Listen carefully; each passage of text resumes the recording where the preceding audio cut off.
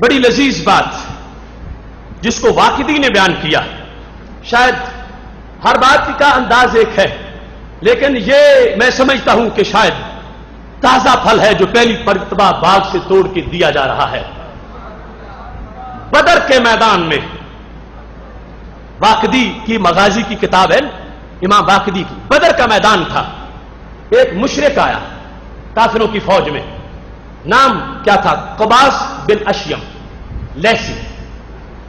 وہ خود روایت کرتے ہیں، کہتے ہیں جس وقت ہم بدر میں داخل ہوئے، ہماری اتنی بڑی فورس، اتنی سواریاں، اتنا اسلحہ اور سامنے تھوڑے سے 100 صحابہ، تو کہتے ہیں میرے دل میں یہ خیال آ گیا، انی لانظر الی قلۃ اصحاب محمد صلی اللہ علیہ وسلم فی عینی. میں نے اپنی آنکھ میں دیکھا کہ یہ تو بالکل تھوڑے سے ہے. اور مطلب کیا تھا؟ یہ بتانا چاہتے ہیں کہ یہ تو 2 منٹ کی مار ہے، معاذ اللہ، کہ یہ تو تھوڑے سے ہیں. ہم مخا اتنی تیاری کرتے پھرے، ان کا تو مقابلہ کوئی بات ہی نہیں تھی. اتنے اونٹ لیے، اتنے گھوڑے لیے، اتنی تیاری کی، اور یہ تو ہیں ہی تھوڑے سے، ان کو تو ویسے ہم بھگا سکتے تھے، معاذ اللہ. یہ کہتے میرے دل میں بات موجود تھی. اب کہتے ہیں کہ جس وقت جنگ شروع ہوئی تو انہوں نے تو ہمارے طوطے اڑا دیے تھے. 313، مگر وہ ہزاروں پہ بھاری نظر آئے. قباس کہتے ہیں دوڑیں لگی مشرکوں کی، تو کہتے ہیں مارے گئے، کچھ کٹ گئے، تو میں بھی دوڑ لگانے والوں میں ہی تھا. کہتے ہیں جس وقت میں دوڑ رہا تھا تو میں نے کہا اب کھڑے ہو کے ایک مرتبہ جائزہ تو لوں، میں جو کہہ رہا 2 منٹوں کی مار نہیں، اب ہوا کیا ہے؟ تو کہتے ہمارے بڑے بڑے پہلوان، منے پرونے، چودھری، سردار اٹھتے بیٹھتے گرتے دوڑتے بھاگتے میں نے دیکھے، کوئی پلٹ کے پیچھے دیکھ ہی نہیں رہا تھا. اس طرح زور سے دوڑیں لگائی ہوئی تھی مکہ شریف کی طرف. تو کہتے اب پھر مجھے خیال آ گیا، میں نے جس وقت یہ صورتحال دیکھی اور ہر کافر کے چہرے پہ پریشانی، تو میں نے کہا دل میں، زبان پر نہیں، دل میں نے کہا ما رأیت مثل هذا الامر فر منه الا النساء. آج جیسے قریش بھاگے ہیں نا، یوں تو عورتیں میدانوں سے بھاگتی ہیں. مردوں کا یہ کام نہیں جو انہوں نے کیا. کیسے بے وقوف نکلے ہیں، بڑے بڑے سردار بنے ہوئے، اتنی فوج ہے، اتنے گھوڑے ہیں، اور بھاگ گئے عورتوں کی طرح. یہ تو مردوں والا کام ہے. کہتے ہیں میں زبان سے اس لیے نہیں کہتا تھا کہ میں بھی بھاگا وہی تھا، تو میں دیکھ کے ان کو میں کہہ رہا تھا عجیب لوگ ہیں، وہاں بڑے دعوے کر رہے تھے مکہ شریف میں، اور ادھر جو ہے وہ چند 100 نے ان کے حلیے بگاڑ دیے اور یہ بھاگتے جا رہے ہیں. کہتے میں نے دل میں یہ کہا کہ یہ تو عورتوں سے بھی بزدل ہیں قریش مکہ جو صحابہ سے لڑنے آئے. کہنے لگے انی اقول فی نفسی، میں یہ دل میں ہی کہہ رہا تھا ما رأیت مثل هذا الامر. کہتے زمانہ گزر گیا، مکہ شریف میں پہنچے، وہاں جا کے ہم نے پھر میٹنگیں کی. ہم نے کہا کہ نہیں کوئی نہیں، اصل میں فلاں خامی رہ گئی تھی، طاقتور ہم ہی ہیں. ہم نے پھر جا کے اپنی فوجیں بنانا شروع کر دی. پھر احد کا وقت آیا، پھر خندق کا موقع آ گیا. کہتے جب خندق میں ہماری ڈبیا لٹی جس وقت، خندق میں جب ہنڈیاں الٹی ہوئی اور خندق میں ہم نے دوڑے مکہ شریف کی طرف جس وقت لگائیں، اور سرکار نے ادھر فرما دیا کہ اب وہ زمانہ نہیں آئے گا کہ مکہ والے مدینہ پہ حملہ کرنے آئے، فرما اب مدینہ والے مکہ پہ حملہ کرنے جائیں گے. کمر ٹوٹ گئی کافروں کی. یہ قباس جو ہے ان کو کہتے ہیں واقع فی قلبی الاسلام، میرے دل میں اسلام کا شوق پیدا ہو گیا کہ مارے کھا کھا کے اب کیا کریں، سمجھ آ گئی کہ اسلام سچا ہے. تو کہتے ہیں میں اسلام قبول کرنے کی نیت سے مدینہ شریف چلا گیا. اب دیکھنا پھر ایک بریلوی مدینہ شریف کی آفاق سے نعرہ لگاتا، اسلام پہچان کس بنیاد پر ہے، اس عقیدے کی وضاحت ضروری سمجھتا ہوں. آج ہر کوئی اسلام اسلام کرتا ہے. یاد رکھنا قبر میں جس وقت دین الاسلام کوئی کہہ بھی دیتا ہے تو پھر بھی سرکار کی بات پوچھی جاتی ہے، اس واسطے کہ 2 نمبر والے بھی اسلام کے ہوتے ہیں. اسلام کے اندر بھی لوگوں نے کیٹیگریز بنا لی ہے، تو اس واسطے لازم ہے کہ کس اسلام کی ہم پہچان کی بات کر رہے ہیں. واقدی نے لکھا کئی سال پہلے بدر میں ایک بات جو دل میں آئی تھی حضرت قباس میں کہ دل میں، سالوں کے بعد مدینہ شریف چلے گا اسلام قبول کرنے کے لیے. ان کا کوئی تعارف نہیں سرکار سے براہ راست، کے پاس بیٹھے ہوں، بات چیت کی ہو، یہ دشمن کی فوج میں آئے تھے، دور سے ہی مارے کھاتے بھاگ گئے، اور دل میں ایک بات سوچی ہوئی تھی. کہنے لگے جس وقت میں رسول اللہ صلی اللہ علیہ وسلم کے پاس پہنچا فسلمت علیہ، میں نے جا کے السلام علیکم کہا، انہوں نے جواب دینے کی بجائے مجھے شیشہ دکھایا. کس نے؟ رسول اللہ صلی اللہ علیہ وسلم نے. کیا فرمایا؟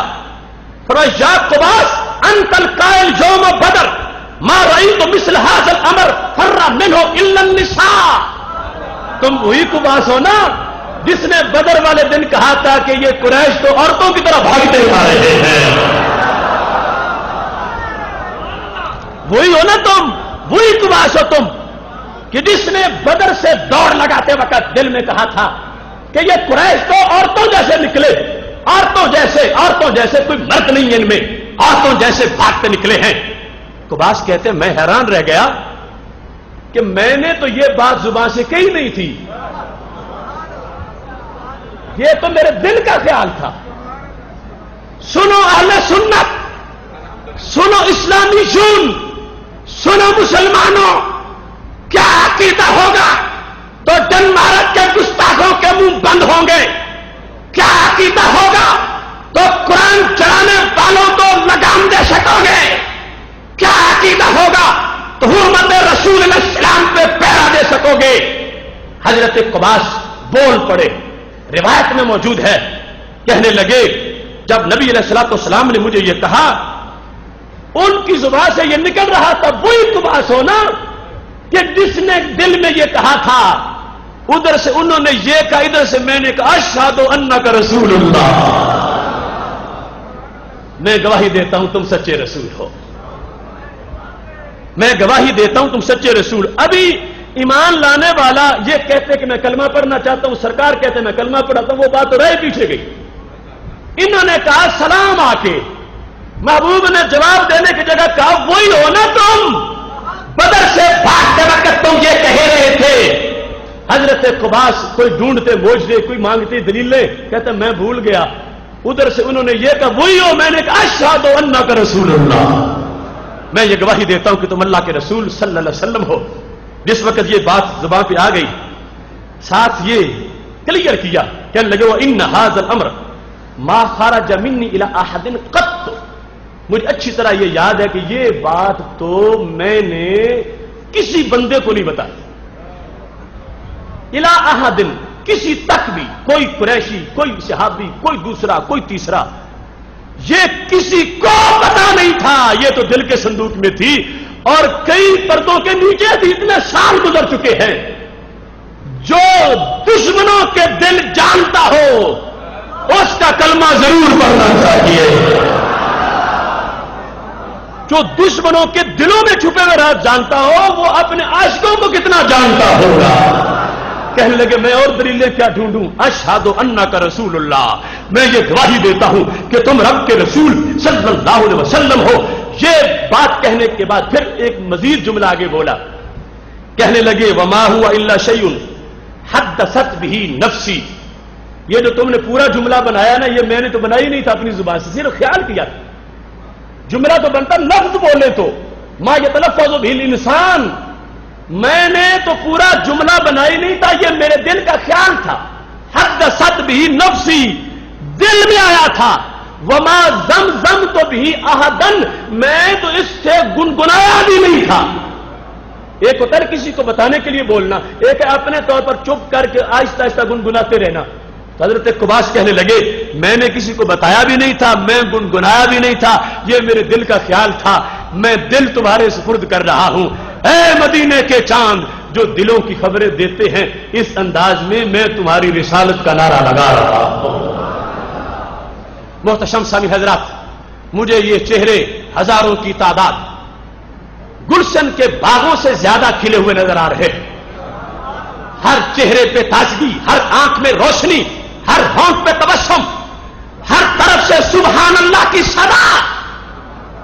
تو پتہ چلا مٹی اگرچہ پنجاب کی ہے مگر نور وہی مدینہ شریف والا. وہ صحابی، وہ قباس جو بول پڑے، کس بنیاد پر نعرہ رسالت لگایا انہوں نے؟ کس بنیاد پر؟